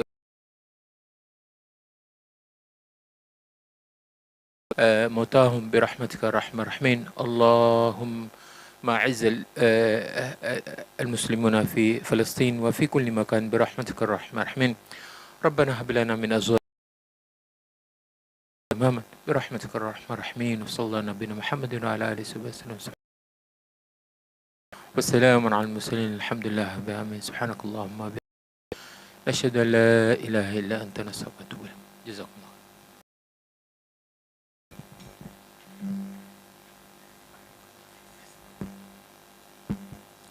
Shukran, we've come to the end of today, and we can all disperse inshallah. For housekeeping, for the medical professionals and the healthcare workers, we are still going on with our conference inshallah. Tomorrow there'll be an exciting presentations from Prof. Zahida Qureshi and others, so we urge you all to be here by 8 inshallah. And the bus will be just outside the reception or the convention center to take people to Mombasa inshallah. And tomorrow the bus will leave at Coast General KMTC at around 7 a.m. Start tomorrow's program inshallah.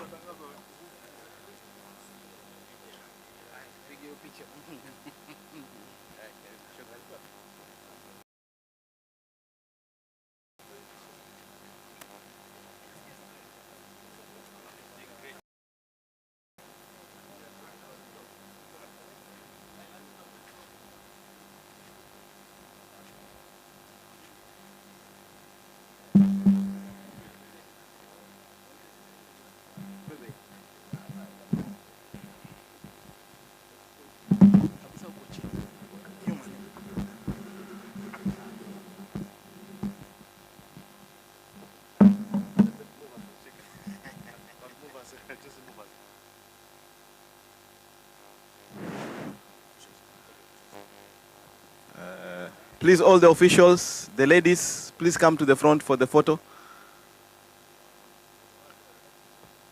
Also, the seniors, Zaida, Dr. Al Said.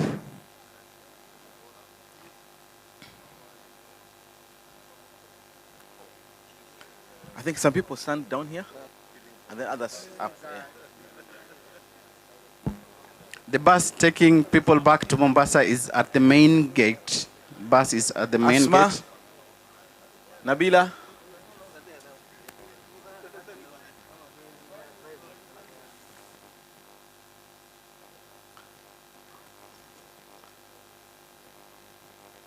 Asma, please call your colleagues, the ladies.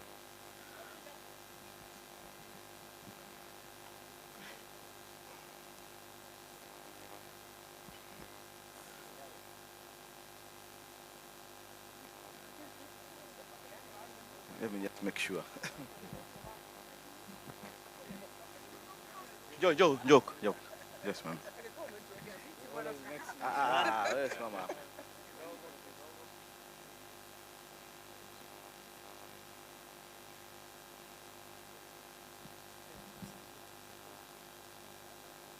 Oh, we bring some chairs. Let's bring some chairs. Let's bring some chairs for the ladies.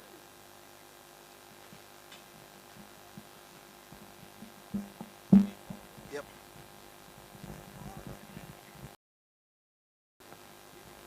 The ladies, you can come down. Come down.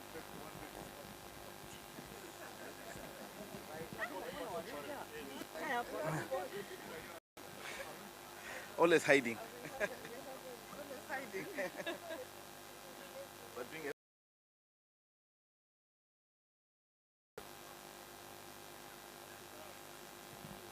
Dignitary, come on this side.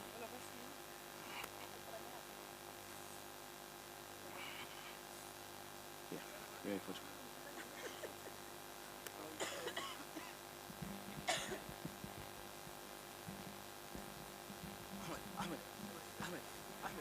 Ahmed.